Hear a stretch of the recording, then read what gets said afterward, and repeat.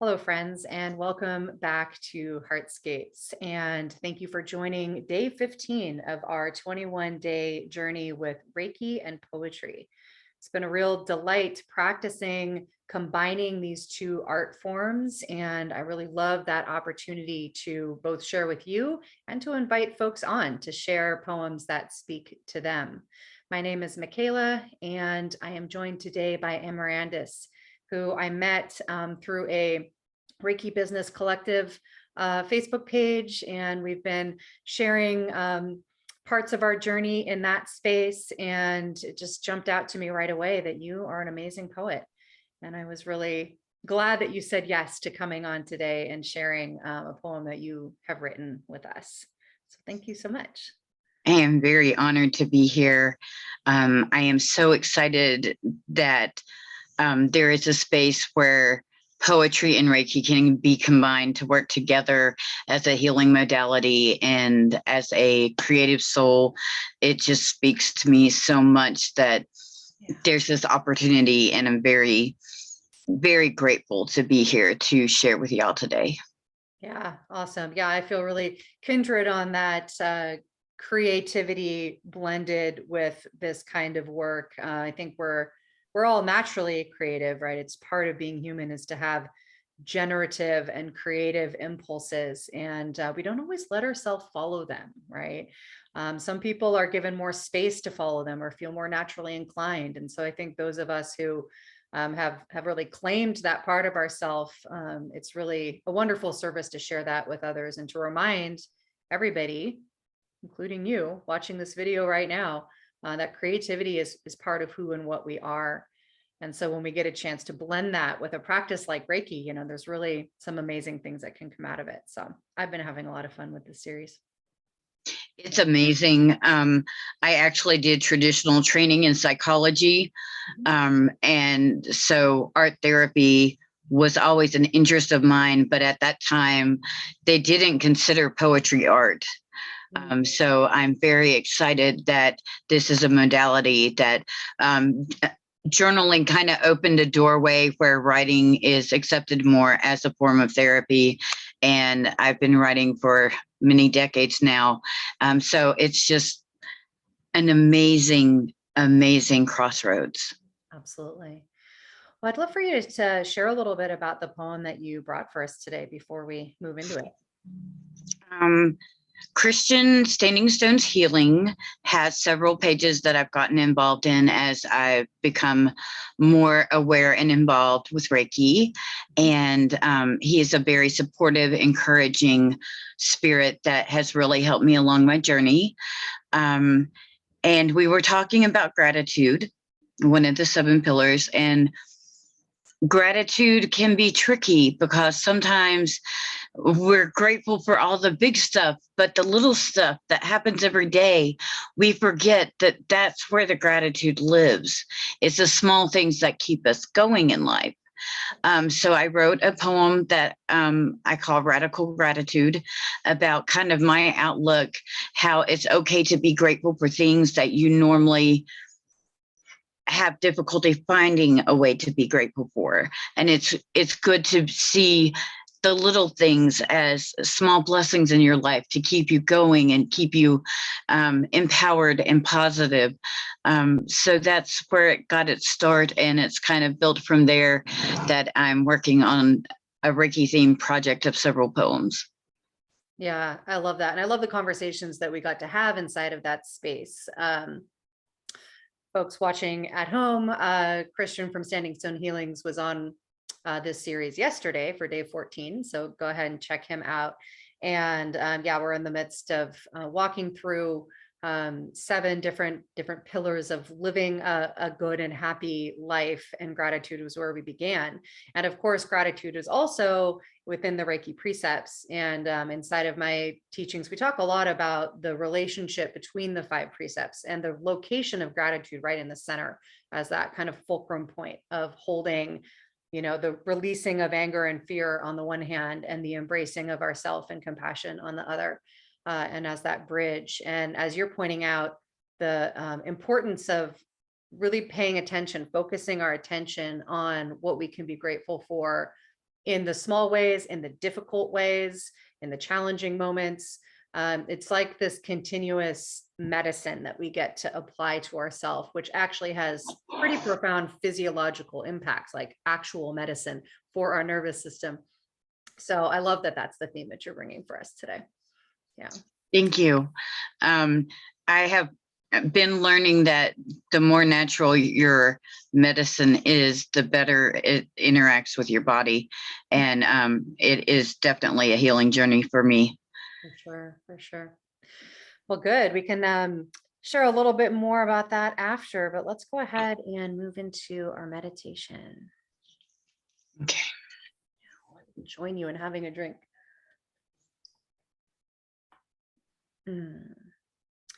All right. So we are continuing our work with the practice Jushin Kokyuho, a method to focus the mind, which comes from the Japanese origins of the system of Reiki, which is the primary perspective from which I teach. And this particular practice is foundational to all of the others and is incredibly flexible and generous in how we're able to work with it. So I've really loved the way that it has worked with us in this series. So we'll begin by settling in our body for some practice and tending to the posture of our body, which for this, we want to be upright in an easeful way, being nicely supported, firmly held by the support below us, whether we're sitting or standing, and to allow the structure of our body to hold us upright in an easeful way. And from that supportive structure, then allowing the muscles of our body, the front of our body, to be soft. Taking a few breaths to invite that softness. And this is an inherently vulnerable position, right? Letting the muscles of our belly relax. We so often hold them tight and restricted. So relying on the strong structure of our body to hold us firm while we allow the softness and flexibility of our belly. What Brené Brown calls cultivating a strong back and a soft front, a posture of vulnerability and a posture for practice.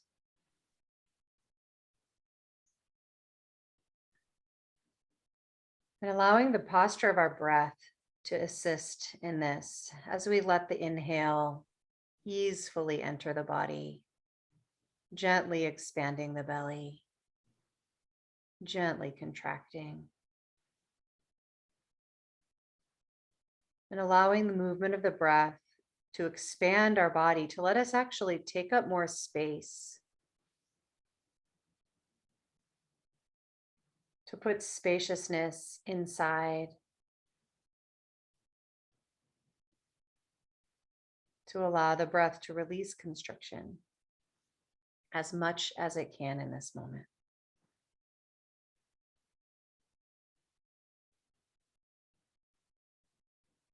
Just take a few breaths to intentionally draw the breath in and down and low in the body, filling the low belly before gently releasing.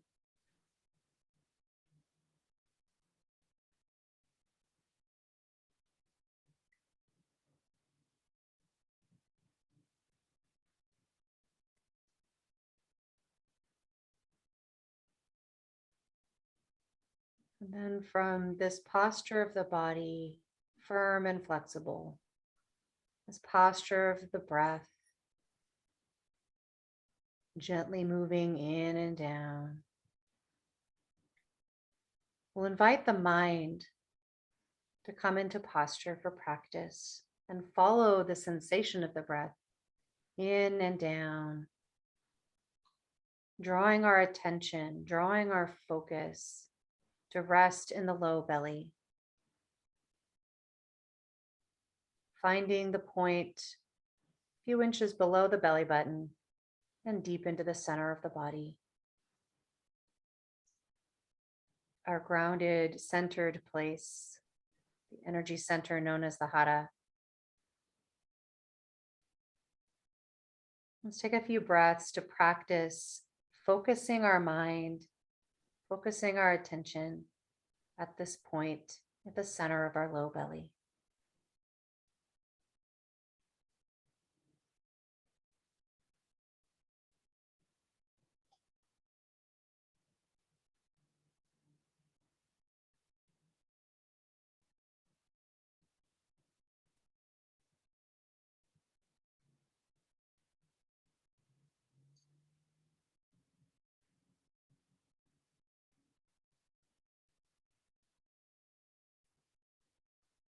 Connecting with the spark of life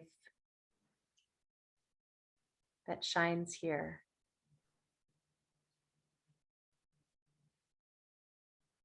That spark of life that is our true self.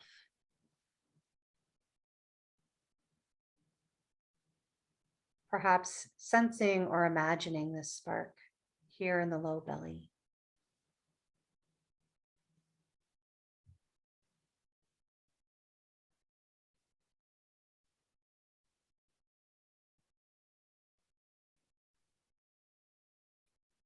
Just for today, I am grateful.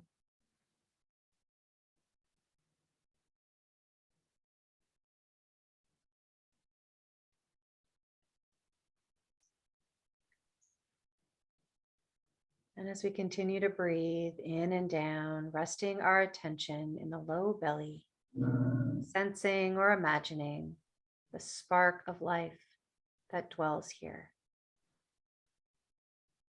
I invite us to open ourselves up to the words of this poem, to receive the images or the words that most have meaning for us today, allowing them to come in and down and rest with us at our center.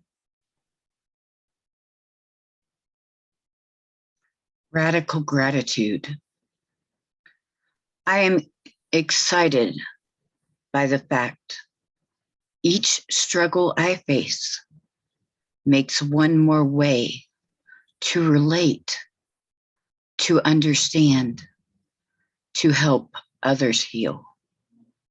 Grateful as well for everyday beauty, random kindnesses, smiles from strangers.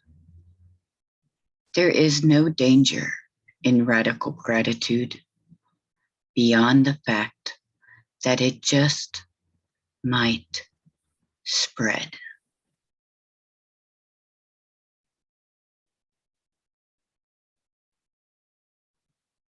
Taking a couple breaths here.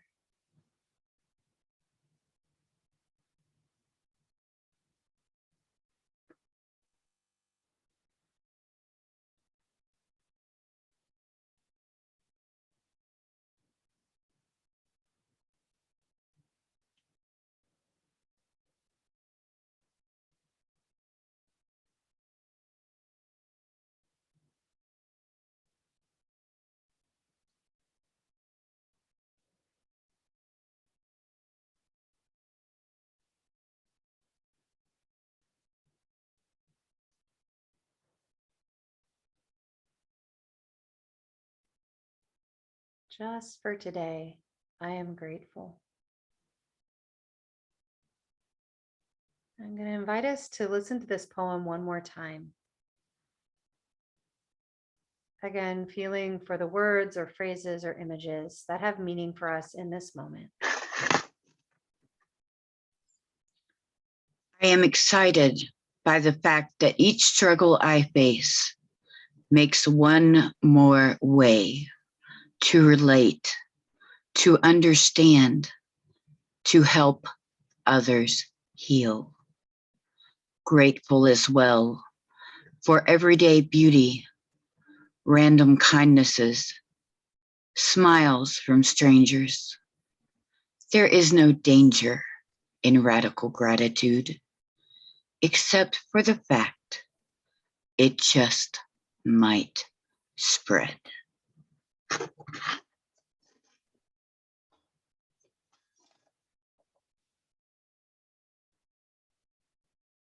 Let's take a few more breaths together here.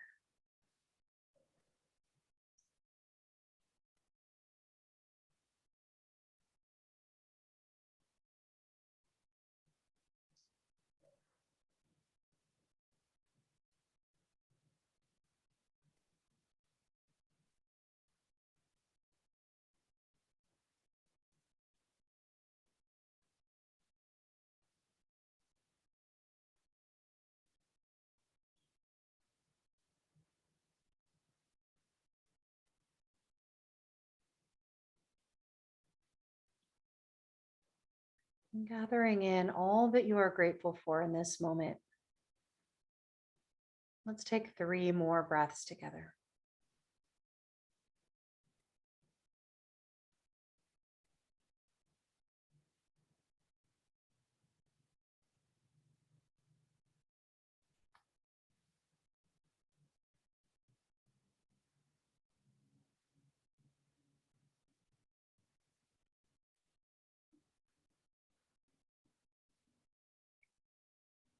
And then on your next exhale, I invite you to follow the breath up and out, back into the spaces around you. And as you feel ready, giving yourself a gesture of completion.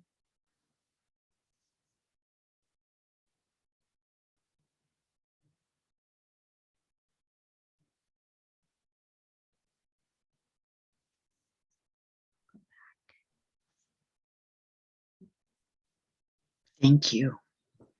How did it feel to share that poem in this way?